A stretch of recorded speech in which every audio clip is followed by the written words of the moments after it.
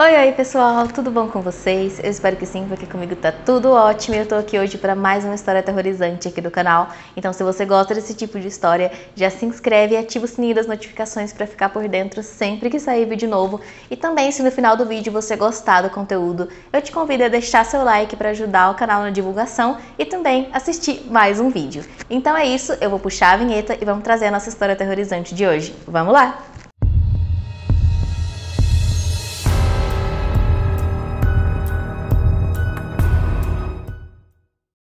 Alissa e Lívia tinham 6 aninhos na época dos fatos, elas eram irmãs gêmeas e eram filhas de Irina e Matias. Irina era advogada e era italiana, enquanto que o Matias era engenheiro e era canadense. Eles se conheceram na Suíça, onde eles trabalhavam na mesma empresa e então começaram ali a ter um relacionamento e evoluíram para uma coisa mais séria. Quando foi no ano de 2004, eles resolveram se casar e em outubro desse mesmo ano nasceram as gêmeas Alissa e Lívia. A Irina, mãe das gêmeas, conta que desde o início do relacionamento, o Matias sempre foi um companheiro muito presente.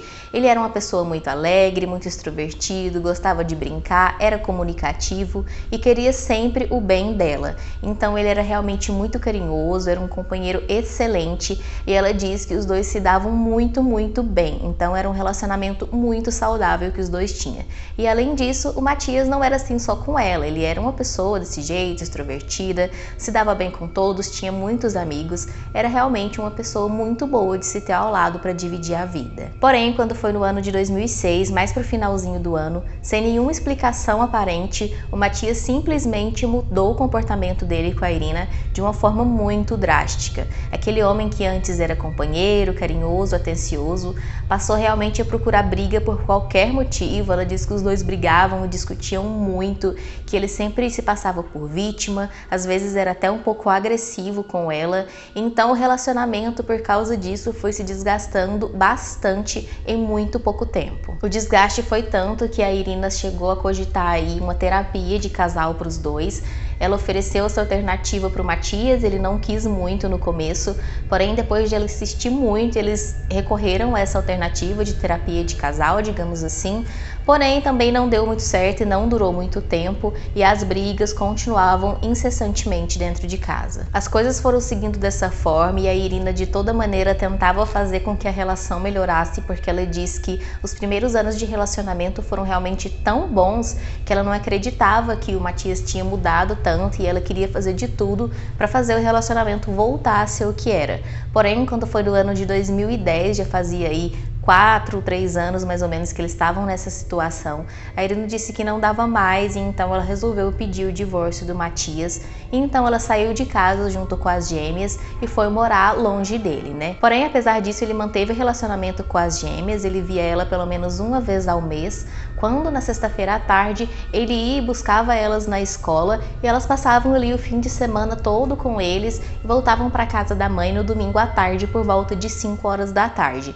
Então era um relacionamento super tranquilo, apesar de o casal ter muitas brigas enquanto ainda estavam juntos.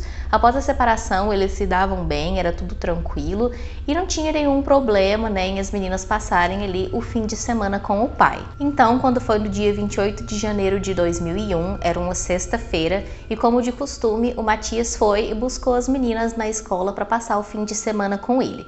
Porém, quando foi no dia seguinte, no sábado, ele mandou uma mensagem para Irina dizendo que não levaria as meninas para casa no dia habituado, né, que era ali o domingo por volta das 5 horas da tarde, e sim no dia seguinte, na segunda-feira.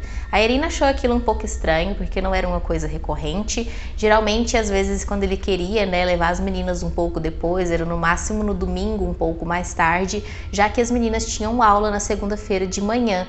Então ela achou aquilo um pouco esquisito, mas disse para ele que se ele precisava levar as meninas na segunda, que pelo menos ele levasse elas bem cedinho antes de 7 horas da manhã, para que elas não perdessem a aula. E então, depois dela enviar essa mensagem para ele não respondeu mais, né? Não disse nem que concordava e nem que discordava dessa questão dela e ficou por isso mesmo. Então ela acreditando que na segunda-feira, antes de 7 horas da manhã, ele levaria as meninas para ela. Quando foi então na segunda-feira, cedinho, a Irina ficou aguardando as meninas chegarem em casa, porém isso não aconteceu.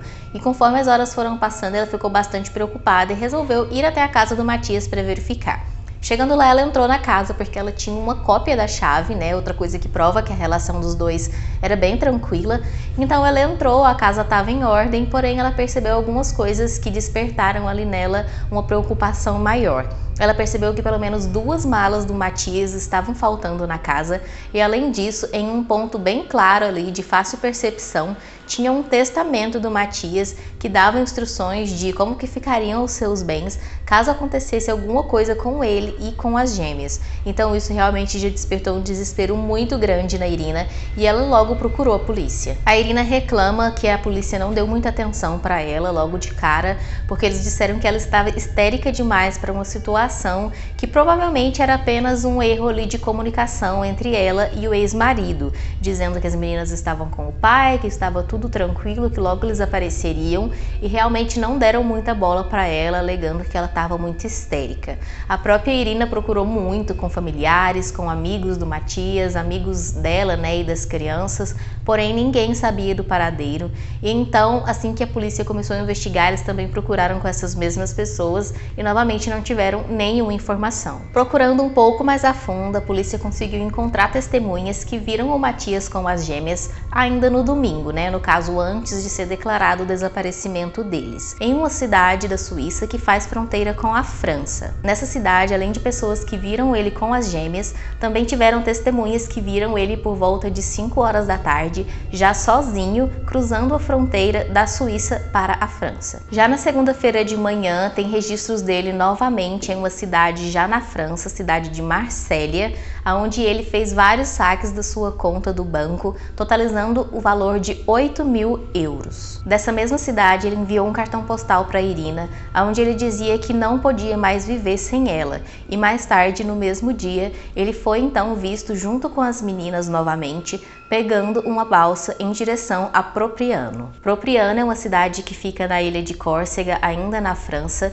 então eles foram vistos embarcando nessa balsa, porém não se tem registro deles desembarcando no local, né, para onde essa balsa foi. Já no dia seguinte, na terça-feira à noite, o Matias foi visto mais uma vez, já dessa vez ele estava sozinho e ele estava pegando uma balsa na cidade de Bastia, em direção a Toulon, ainda na França. Como eu disse por último, ele pegou a balsa de volta ao continente, quando ele foi para a cidade de Toulon, e lá ele foi visto, né, na quarta-feira de manhã, sozinho. Já na quinta-feira, no dia seguinte, ele foi visto dessa vez não mais na França, e sim na Itália, na cidade de Nápoles, por volta do meio-dia. E nesse mesmo dia, já na parte da tarde, ele foi visto em uma outra cidade da Itália, que se chama Cerignola, aonde ele foi até uma estação ferroviária, e lá ele se jogou na linha do trem, conforme o trem se aproximava, e morreu atropelado pelo trem. A polícia encontrou, né, no caso, o corpo dele, e além disso eles também encontraram vários cartões postais que ele tinha endereçado a Irina conforme ele foi fazendo essa viagem.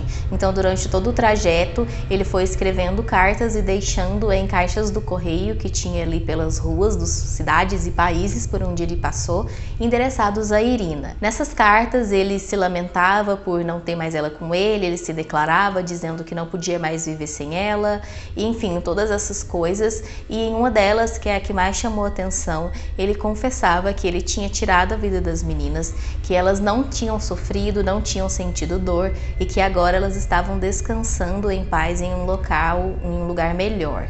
Além disso, ele também disse que ele pretendia tirar a própria vida também, mas não tinha dado certo, mas que de qualquer forma ele iria morrer, né? Que foi aí o plano dele de se jogar na linha do trem. Além disso, junto com as cartas nos envelopes também, cada uma tinha uma quantia em dinheiro, somando no final a quantia de 4.400 euros. Não se sabe o objetivo desse dinheiro, né? Já que ele estava mandando para Irina, mas no fim das contas foi isso. Ele encaminhou aí 8 cartas para ela, somando essa quantia no final. A polícia investigou bastante, porém não sentia realmente muitas provas. Além disso, mesmo tendo tantas testemunhas que viram ele em tantos locais, além do que eu disse, também tiveram pessoas que alegam ter visto ele em Propriano, que era o destino daquela primeira balsa que ele pegou junto com as meninas, e algumas pessoas dizem ter visto ele conversando com uma mulher adulta loira e outros com uma mulher morena. Porém, a polícia não conseguiu identificar quem seriam essas mulheres e se essas informações realmente realmente são verdadeiras.